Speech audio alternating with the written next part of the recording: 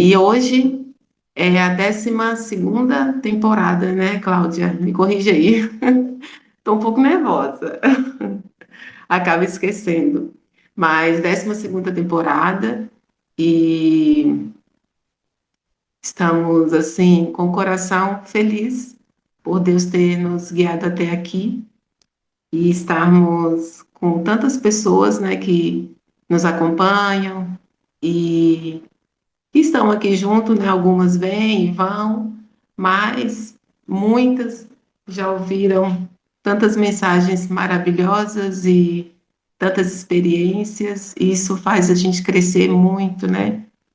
E para o reino de Deus, tudo para a honra e glória do nosso Senhor, né? Para a gente já começar, vamos fazer uma oração? Oremos. Senhor nosso Deus, Todo-Poderoso, Divino Espírito Santo, nosso Senhor Jesus, Santíssima Trindade, nós, em primeiro lugar, te agradecemos, meu Deus, por essa oportunidade que o Senhor nos dá de estar aqui nesse momento tão oportuno para render um louvor a teu nome, meu Pai. O Senhor é um Deus tão poderoso, tão misericordioso. O Senhor olha por nós, meu Deus, do mais alto céu, mas também está ao nosso lado.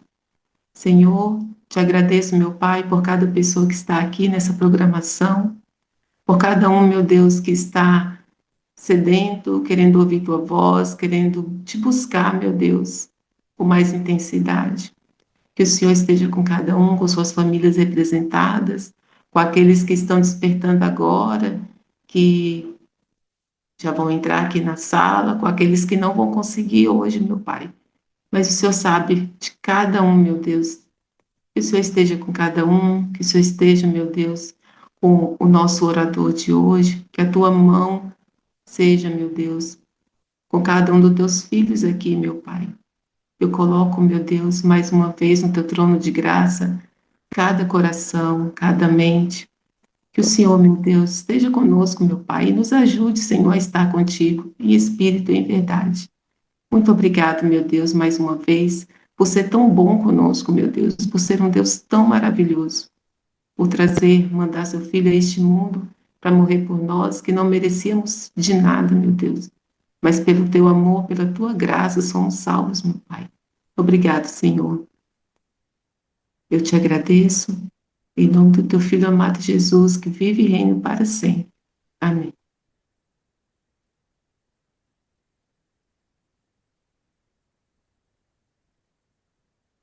Agora nós vamos ter o louvor, né, Cláudia?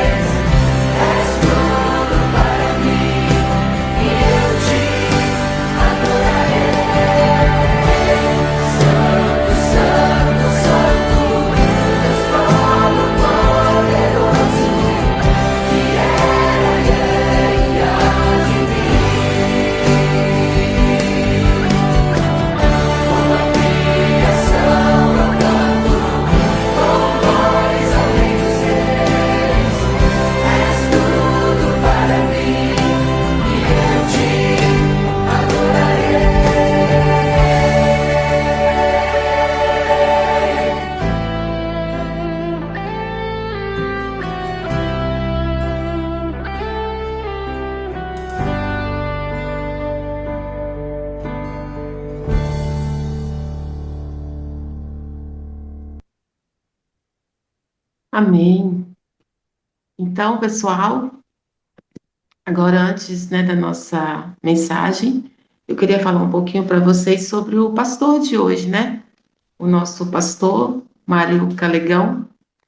É uma apresentação bem simples, porque eu acho que eu conheço mais ele do que ele me conhece, porque ele foi pastor da minha igreja lá em Montes Claros, né?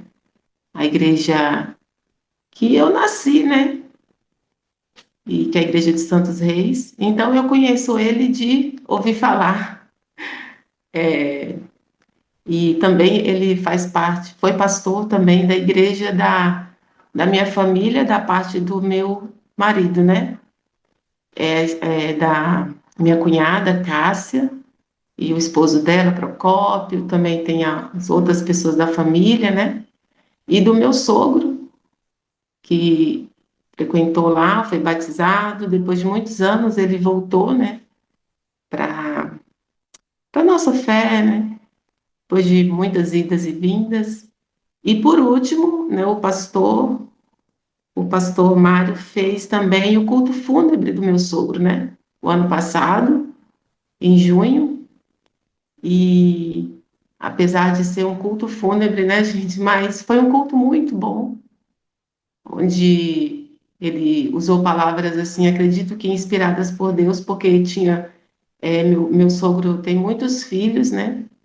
E muitos deles, a maioria, né, tem alguns problemas com o pai, tinha alguns problemas, né, de relacionamento. E naquele culto eu fiquei assim muito impressionada, viu, pastor? Porque eu vi o meu cunhado assim em lágrimas, né? E ele era o mais durão. Então, acredito que o Senhor, mesmo naquele momento, ele usou o pastor, né? E foi um culto muito abençoado, apesar de ser uma reunião triste. Então, eu fiquei muito feliz, e apesar daquele momento, né? Então, eu dei essa sugestão para a Cláudia, do pastor, através de uma amiga, né, lá de Montes Claros, a Ellen Cristina, mas eu conheço ela como Ki, que é minha amiga de infância. E eu estou muito feliz, pastor, que o senhor aceitou o convite, que o senhor está aqui. E eu sei que vai ser uma grande bênção para nós e principalmente para Deus, né? Por ter o vaso escolhido dele aqui ministrando a palavra. Então, esses momentos que se seguem são seus, pastor. Ok, Josiele, obrigado. Vocês estão me ouvindo bem? Sim. Ok. Eu até estava me perguntando, até alguns minutos atrás, né? Como que esse pessoal me descobriu aqui, né? O personagem lá da escolinha, estava aqui quietinho no meu cantinho aqui, como veio descobrir eu aqui, né? Então, agora já está respondido, Josiele. Deus seja louvado pela tua vida. Deus abençoe toda a sua família, é uma família de pessoas muito queridas também, viu? Eu quero aproveitar para dar um abraço aqui em algumas pessoas. A Cláudia já havia conversado com ela através do WhatsApp, né? Vendo agora, mesmo que é virtual, é pessoalmente também, né? Quero cumprimentar aqui a Antônia. A Antônia, ela está em Montes Claros, mas eu a batizei lá no Acre. E aí a gente veio se encontrar aqui em Montes Claros. Que bom, Antônia, te ver. E tenho também aqui, talvez eu vou ser injusto e não cumprimentar todos, né? Mas é só o que eu estou vendo aqui a princípio. A Cássia também, a Cássia Dantas, foi minha anciã, eu a ordenei na época, né? Quando logo que liberou, lá em Porto Velho. Eu fui pastor na Central de Porto Velho, e aí estou vendo aqui também. Queridos, gostaria de gastar mais tempo falando com vocês, né? Mas o nosso tempo ele é pequeno e nós precisamos dedicar ele ao estudo da palavra de Deus. Então, Deus seja louvado pela tua vida, Deus seja louvado pela tua presença neste grupo, que esses dias que nós vamos passar juntos são 5 dias, 5 madrugadas, que sejam madrugadas inspiradoras na presença do Espírito Santo. Quero convidar você a fechar os seus olhos. Vamos fazer uma breve oração. Senhor, nosso Deus e Pai, te louvamos e te agradecemos pelo cuidado e o carinho que o Senhor tem tido para com cada um de nós. Te louvamos, Senhor, porque mais uma vez o Senhor nos despertou nesta manhã para ouvirmos a tua voz. Então, Senhor, que agora, ao folhearmos as Sagradas Escrituras, possamos ouvir a tua voz falando aos nossos ouvidos e também ao nosso coração. Que o teu Santo Espírito, Senhor, que é eterno, ele também está em todos os lugares, que neste momento ele esteja agindo em nós, para que possamos, Senhor, neste momento, ao ouvir a tua palavra, ela possa ser semeada no nosso coração e que isso possa também dar frutos para o nosso crescimento pessoal e da tua igreja também. Nos abençoe neste momento, eu te peço em nome de Jesus. Amém, Senhor. Queridos, é a primeira vez, né, que eu estou participando e hoje é o primeiro dia também, então, se alguém tiver alguma dúvida ou algum questionamento, acho que nós teremos um segundo momento, então eu vou já diretamente para a palestra, né, para esse sermão, e aí alguma dúvida, algum questionamento poderá ser feito depois. O tema que nós estamos nos propondo a estudar a cada dia é esse tema, Jesus através do Apocalipse. Então, a palavra Apocalipse, ela significa revelação, e o Apocalipse, o livro do Apocalipse, é a revelação de Jesus Cristo. Então, é quase uma redundância, né, dizer que nós vamos ver Jesus através do Apocalipse, se ele, de fato, ele já é a própria revelação de Jesus Cristo. Nós vamos, durante estes 5 dias, meio que, vamos dizer, dividir em 5 episódios essa série. Será uma série de 5 episódios. Tentaremos, de hoje até sexta-feira, quem sabe, passar por todo o livro ou pelos principais assuntos. O estudo do Apocalipse, eu já tenho feito ele há algum tempo, e na verdade, começou na pandemia. Eu estava em Porto Velho, foi o primeiro estudo sistemático que eu realizei, e dali virou uma paixão, e nós temos hobbies, né? Eu já tive alguns hobbies. Já tive o hobby de jogar futebol, outros esportes, vôlei, basquete. Hoje, o meu hobby está sendo estudar profecias. Então, e o livro do Apocalipse, cada vez ele tem me mostrado, assim como o livro de Daniel também, trazido, principalmente para mim, e começando por mim, lições preciosas. E uma das perguntas que sempre são feitas é: por que o livro do Apocalipse foi escrito em símbolos? Por que não foi escrito de uma forma mais clara, né? Porque aí, de repente, o pastor Mário nem precisaria estar aqui hoje explicando o livro do Apocalipse, né? Se ele tivesse sido escrito de forma mais clara. Primeiro, o livro do Apocalipse ele foi escrito para um público específico. Ele foi escrito para uma igreja que, de certa forma, compreendia o que era escrito. Só para você ter uma ideia, o livro do Apocalipse ele possui 404 versos. Todo o livro, do primeiro versículo até o último versículo, são 404 versos. Nesse total de 404 versos, 270 dos 404, 270 estão no Antigo Testamento. Então, se fosse nos dias de hoje, nós diríamos que João fez um Ctrl+C, Ctrl+V do Antigo Testamento. Então, grande parte dos versos, ou a maioria, né, dos versos, eles já estavam no Antigo Testamento. Então, quando esse povo, que é a igreja da época de João, basicamente composta de judeus, nasceu com os judeus, já havia ali outras pessoas sinceras, mas principalmente composta por judeus, eles conheciam a linguagem do Antigo Testamento. Então, quando eram apresentados alguns símbolos, para eles era mais fácil de compreender do que para nós nos dias de hoje. e principalmente para o público primordial, né, ou o público principal para aquela época, a cultura daquela época também, então as palavras elas eram mais inteligíveis, porque elas eram mais também daquela época. Mas não é só isso. O livro do Apocalipse ele está escrito em símbolos, porque ele fala e ele retrata e ele usa metáforas de coisas celestiais. João, ele precisou contar para a igreja ou para outras pessoas de coisas que ele viu, de coisas celestiais, ou até mesmo de coisas que não existiam na Terra. E aí, então, ele, num linguajar humano, ele tenta retratar coisas que ele viu nos céus, ok?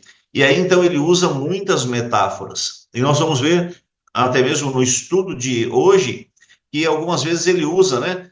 Como, parecido, semelhante, né? Então, ele não estava dizendo que era aquilo que ele estava vendo, mas era a forma que ele conseguia retratar o que ele estava vendo, trazendo para uma linguagem para que as pessoas pudessem entender.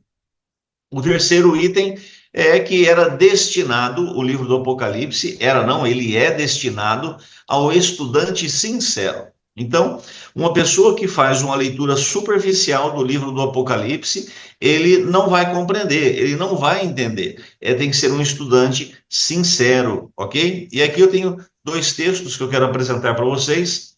As pessoas que não têm o Espírito não aceitam as verdades que vêm do Espírito de Deus, pois lhe parecem absurdas e não são capazes de compreendê-las, porquanto elas são discernidas espiritualmente. Então, o livro do Apocalipse, ele contém verdades espirituais que precisam ser discernidas também de forma espiritual. E o outro texto é o de Lucas, quando o próprio Jesus ele diz que muitas pessoas ele estaria falando, mas nem todos compreenderiam aquelas verdades.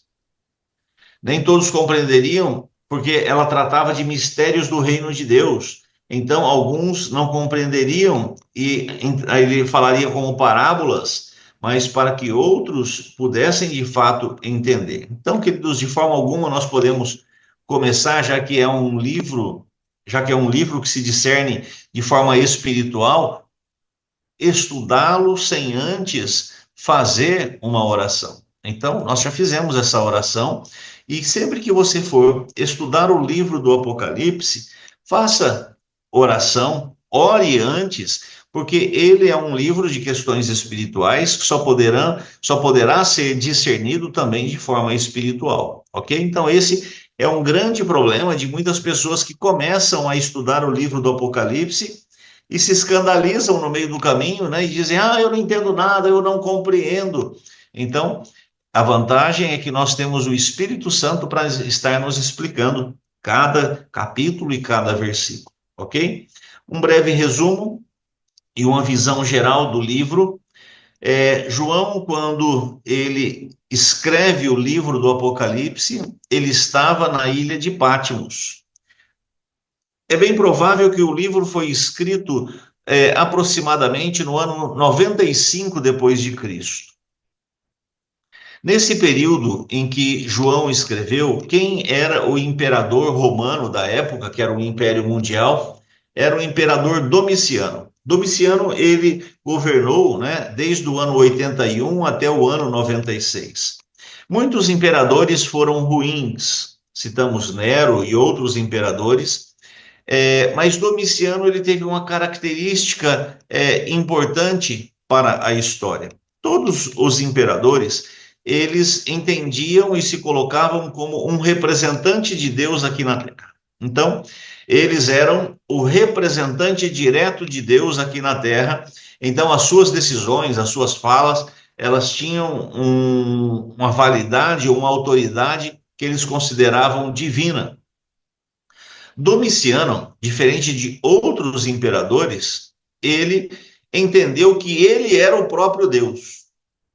Diferente, então, dos outros que achavam que era um representante, Domiciano se colocou como sendo o próprio Deus. E ele instalou ou instaurou o culto ao imperador. Então, ele começou agora que as pessoas deveriam ter um culto de adoração ao imperador.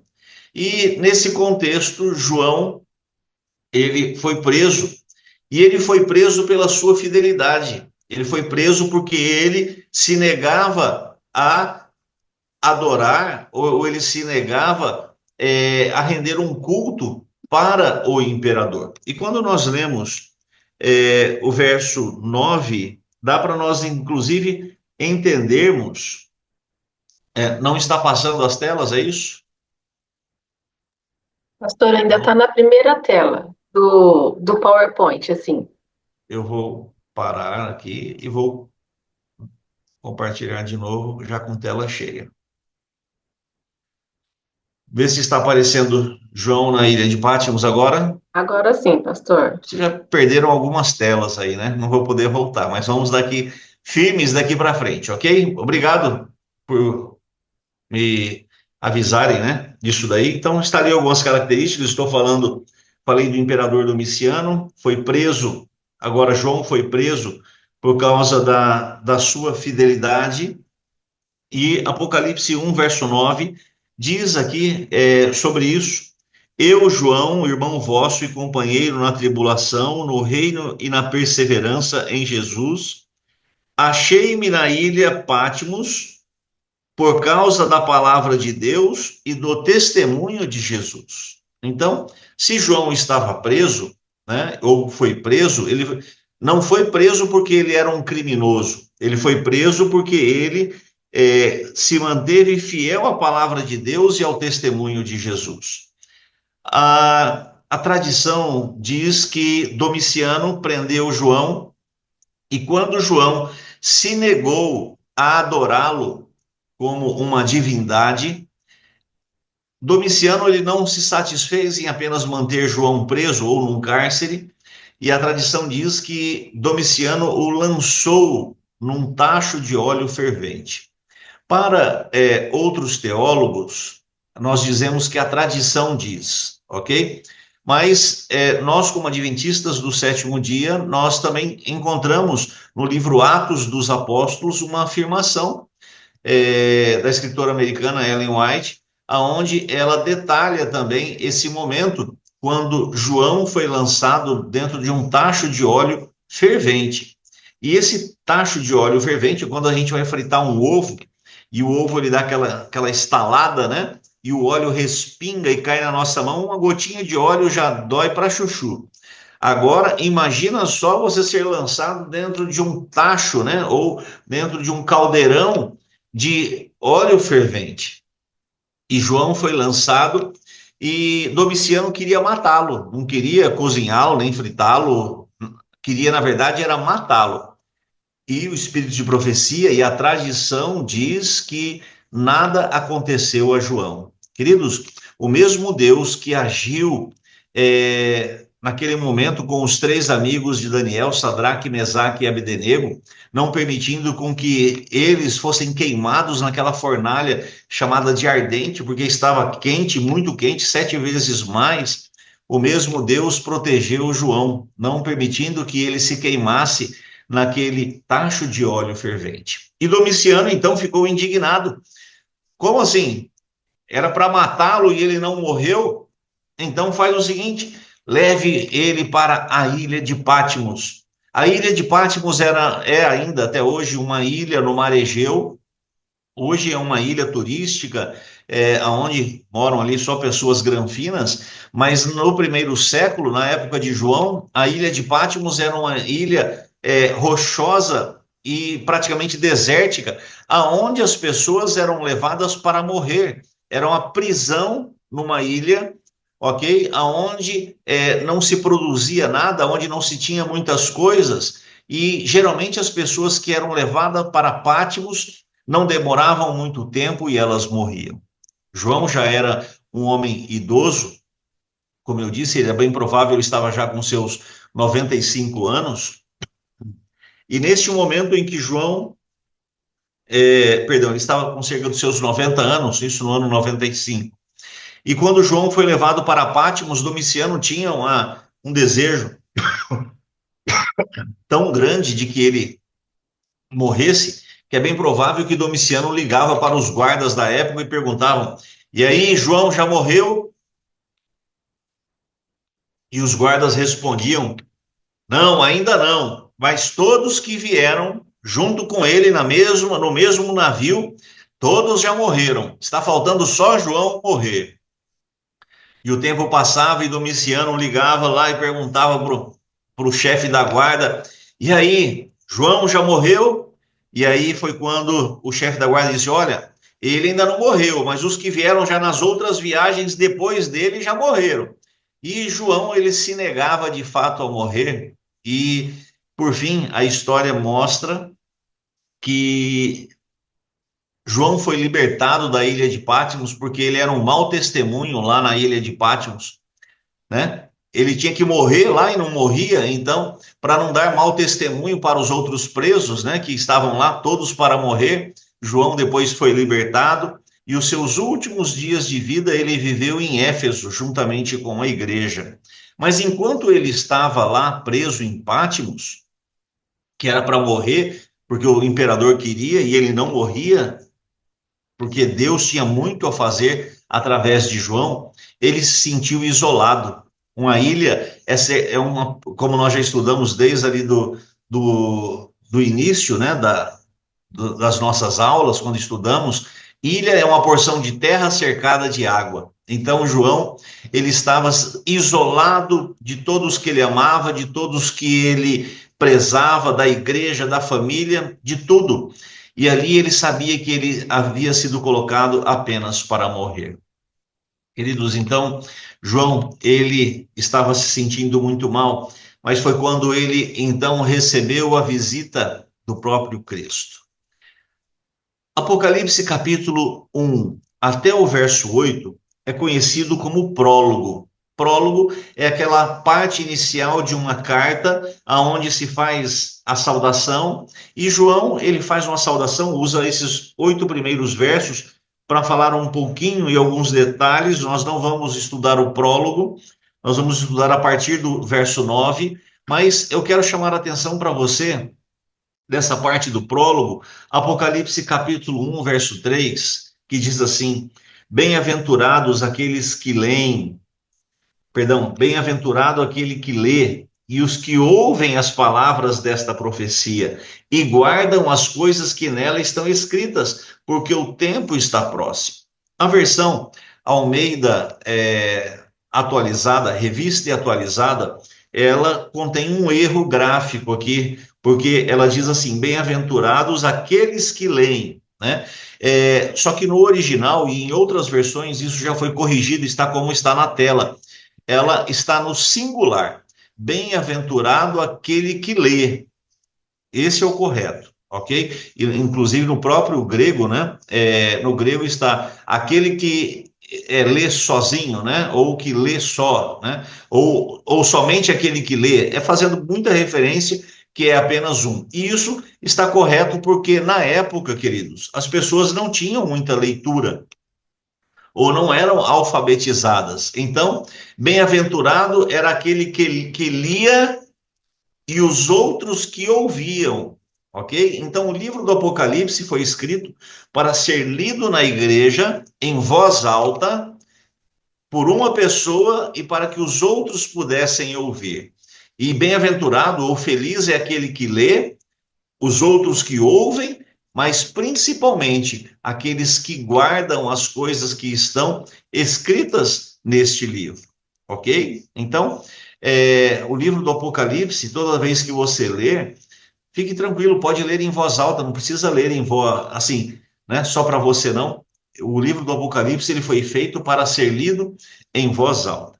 Então, já nesses próximos minutos, eu quero ler com você do verso 9 até o verso 20, e aí vou fazer, então, o fechamento e a explicação desse texto, ok? Então, vamos fazer a leitura. Eu, João, irmão vosso e companheiro na tribulação, no reino e na perseverança em Jesus, achei-me na ilha de Patmos. Então, ele estava preso, E o motivo dele estar preso era por causa da palavra de Deus e do testemunho de Jesus. João foi fiel a Deus em todos os momentos.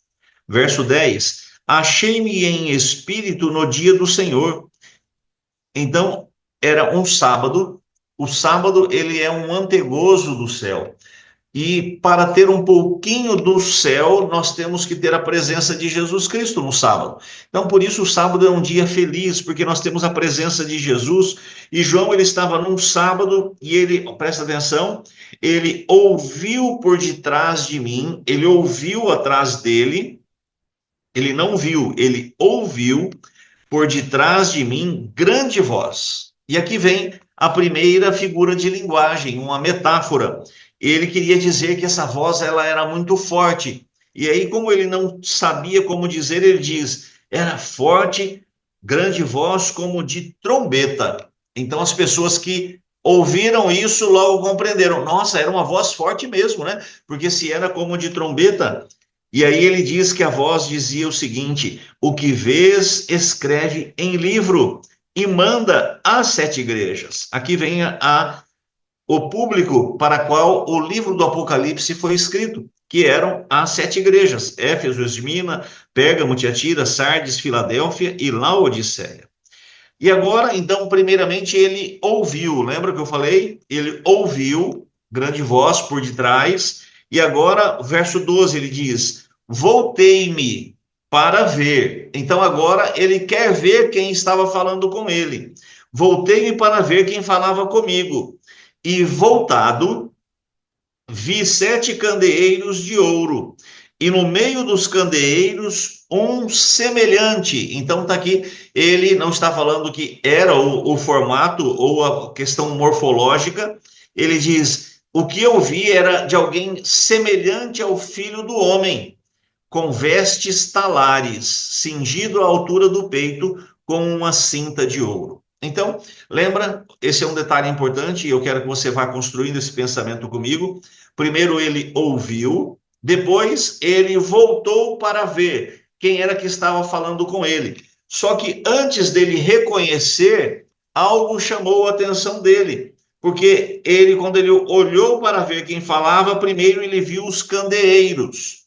E ele reparou que entre os candeeiros, ou andando entre os candeeiros, havia alguém semelhante ao Filho do Homem, com vestes talares. Essas vestes talares significam vestes compridas, ou também vestes sacerdotais, ok? Então, e estava cingido à altura do peito com uma cinta de ouro. E aí ele viu aquilo e ele começa agora a tentar explicar, verso 14, a sua cabeça e cabelos eram brancos. E aí ele pensou, mas quanto branco? E aí ele fala, como a alva lã. Ele queria exemplificar, ele não quis dizer que era um branco amarelado, ele não quis dizer que era um branco meio acinzentado, e aí ele diz, como a alva lã, porque ele não sabia como expressar uma figura celestial, e aí ele diz, e também era tão branco, parecido com a neve, os olhos como chama de fogo, novamente a palavra como, né? Ele trazendo para uma linguagem humana, uma figura celestial. Os pés semelhante, aqui ó, semelhante ao bronze polido. Só que um bronze polido, como que refinado numa fornalha, e a voz como de muitas águas. Queridos, ele estava numa ilha, e a voz daquele ser que falava com ele era uma voz muito forte. Ele já havia dito que era parecido com trombeta, e agora ele quis dizer que era, inclusive, mas era muito forte, não era só forte quanto trombeta. E aí o que ele tinha de recursos na época eram as ondas que batiam nas pedras e aquilo fazia um barulho ensurdecedor. E aí ele diz que a voz daquele ser que ele havia visto era como de muitas águas. Tinha na mão direita 7 estrelas, e da boca saía-lhe uma afiada espada de 2 gumes. Aqui eu quero fazer uma pequena pausa, só para explicar isso aqui muito rápido. Da boca saía-lhe uma espada de 2 gumes. Então, é muito estranho você ficar imaginando um personagem e da boca dele sai uma espada né? João está usando figuras de linguagem, e ele está usando uma linguagem do Antigo Testamento. Hebreus 4, verso 12, diz que a palavra de Deus é uma espada de dois gumes.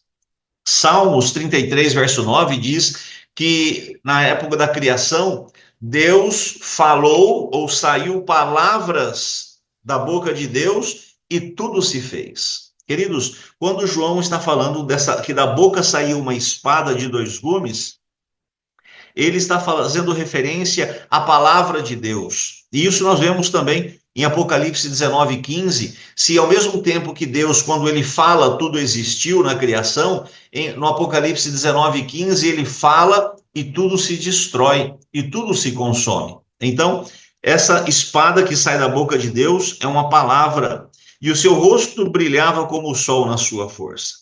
Queridos, você lembra que ele ouviu e ele viu, ele olhou para ver, mas ele não reconheceu, porque ele viu candelabros, e o verso 17 diz assim: quando ouvi, queridos, essa palavra quando ouvi, a tradução correta seria quando reconheci.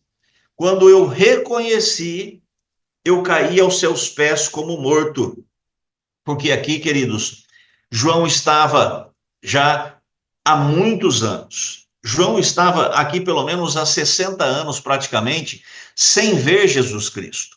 João, ele viveu uma vida toda de amor a Jesus Cristo, e pelo amor a Jesus Cristo, ele sofreu privações, ele foi jogado num tacho de óleo fervente, ele foi separado da sua família, foi separado da igreja, agora ele tinha sido levado para uma ilha rochosa, uma ilha prisão, para morrer, porque ninguém sobrevivia àquela ilha.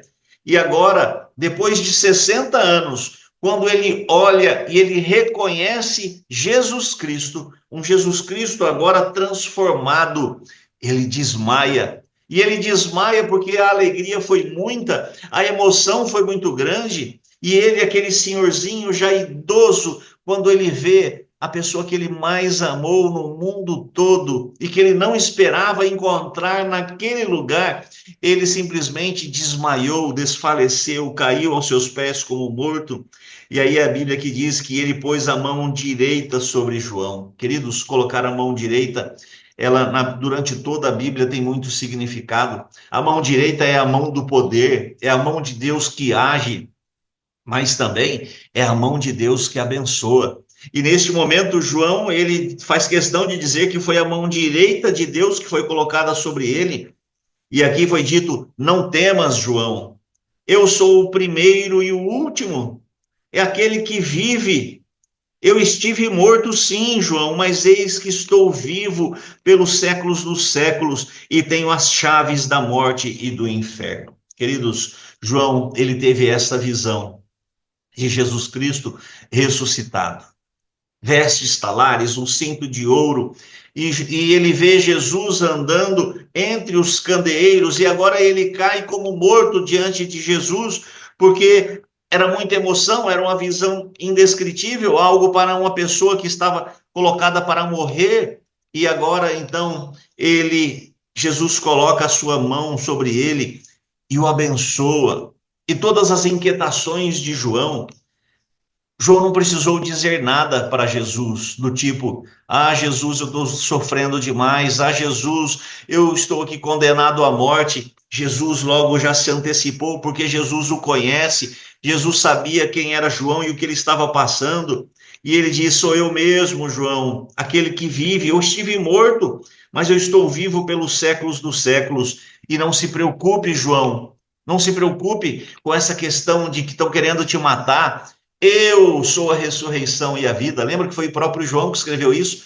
E em João capítulo 11, no Evangelho de João, era a visão que João tinha de que Jesus Cristo tem as chaves da morte e do inferno. Eu sou a ressurreição e a vida. Quem crê em mim, ainda que morra, viverá.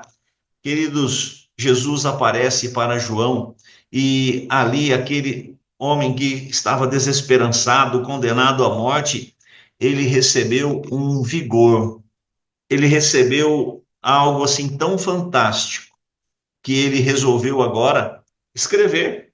Verso 19: escreve, pois, as coisas que vistes e as que são e que vão acontecer. E aqui João, então, escreve o livro do Apocalipse, porque ele teve um encontro com Jesus Cristo e a sua força foi recolocada, né, redobrada.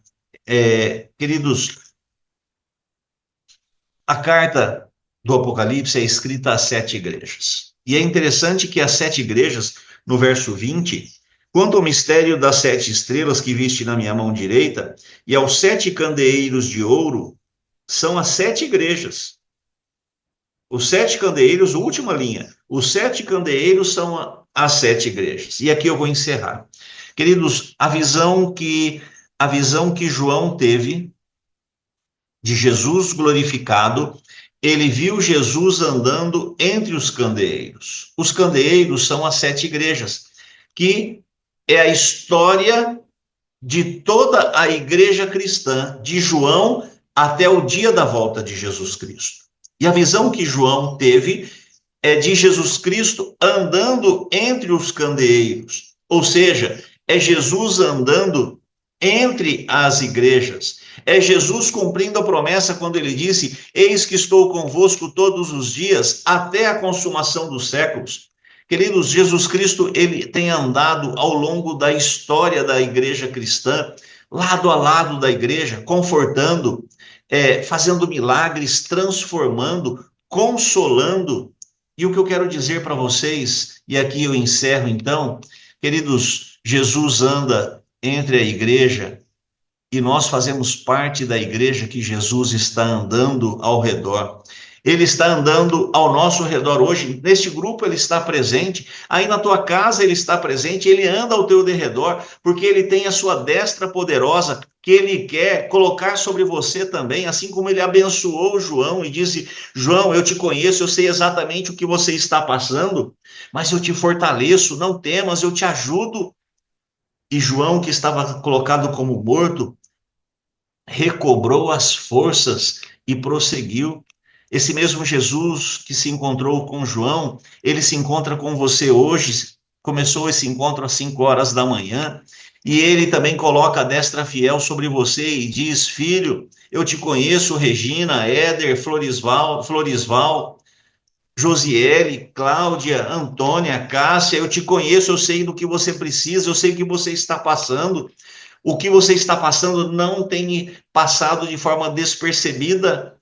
Queridos, Jesus Cristo, nesta manhã, neste encontro também contigo, ele quer, além de te consolar, ele quer voltar a te dar forças, porque a caminhada não está fácil. Nós ainda temos uma caminhada e uma jornada a fazer, não só desses 5 dias, nós temos uma jornada até a volta de Jesus Cristo. Queridos, Deus, ele está se revelando como ele se revelou para João, ele se revela para você nesta manhã, porque ele deseja também fazer os milagres necessários para que você possa continuar firme nessa jornada. Eu não sei quais são os milagres que você necessita. Eu não sei quais são as lutas que você está enfrentando. Mas eu quero dizer para você que o mesmo Jesus que se revelou para João, ele também se revela para você nesta manhã e diz que te ama e que está sempre ao teu lado. Nos próximos 4 dias eu quero te apresentar esse Jesus que não abandona de forma alguma a igreja. E o livro do Apocalipse mostra o quanto ele está presente na nossa vida, desde a época de João até os dias de hoje, estará também para sempre. Queridos, quero te convidar então a juntos estudarmos nos próximos dias alguns assuntos fantásticos do livro do Apocalipse. Eu quero mostrar Jesus dentro do Apocalipse, né? Jesus junto ao livro do Apocalipse. Mas se você nesta manhã está precisando também de um milagre, está precisando de forças, o mesmo Jesus que se revelou para João através do Apocalipse, ele se revela para você através do grupo Upgrade. Ele se revela, ele age, e eu quero fazer uma oração com você, para que ele possa agir de forma poderosa na tua vida nesta manhã. Senhor nosso Deus e Pai, o Senhor sabe as lutas que estamos enfrentando, o Senhor sabe os desafios que nós estamos tendo à nossa frente, são desafios relacionais, são desafios financeiros, são desafios espirituais. Ó Senhor, Quantas vezes, diante dos problemas, nós desfalecemos, nós perdemos as forças, porque o problema é gigantesco. Mas nesta manhã nós descobrimos que o Senhor é um Deus que não desampara e não abandona os seus filhos. Assim como o Senhor não abandonou João e nem a igreja cristã durante todas as eras, o Senhor também está conosco nesta manhã, não nos abandonando. Senhor, cada um de nós aqui precisamos de um milagre. Cada um de nós aqui precisamos do agir da tua destra fiel. Então, Senhor, haja de forma poderosa na nossa vida. Cada um aqui necessita de um milagre específico. Realize o milagre de acordo com a tua santa vontade nesta manhã e que todos nós possamos ser abençoados pela tua presença, Senhor. Nos abençoe e nos guarde. Nos dê um excelente dia e uma excelente semana na tua presença. Eu te peço em nome de Jesus. Amém, Senhor.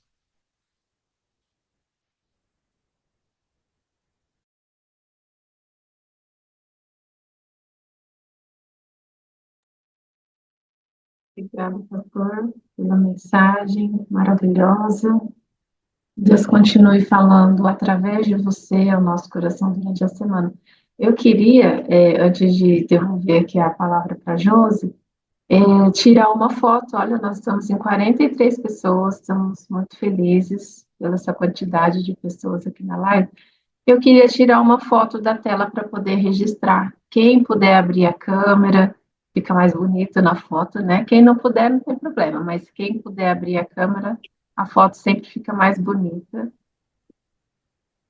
Vão se ajeitando aí que eu vou organizar a ferramenta aqui.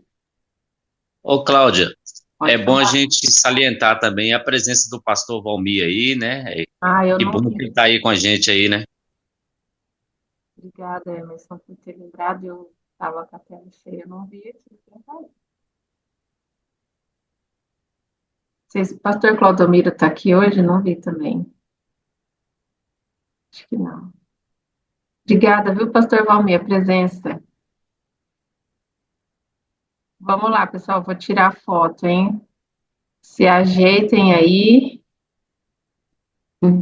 2, 3 e mais uma para garantir. E a última para desempatar depois qual que ficou melhor, hein? Mais uma. Prontinho, pessoal. Josi, com você. Então, agora, né, vamos finalizar oficialmente aqui o primeiro dia dessa temporada. Eu quero agradecer a todos que estiveram aqui, pastor, mensagem muito inspiradora e de muito aprendizado, né? E agora a gente vai ficar com a turma da calçada, né? Aquela turma que a gente fica depois da mensagem, comenta um pouco sobre a mensagem, tem alguns pedidos de oração. Quem não puder ficar, tudo bem, tá liberado, pode sair, tá bom? E esses momentos que se seguem, nós vamos então ficar aí com a turma da calçada, pastor, se o senhor quiser ficar também, tá super convidado, e todos os demais, tá bom? Um abraço para todos, um abraço para minha amiga Geórgia, que está aqui hoje com a gente, muito feliz em te ver aqui, tá?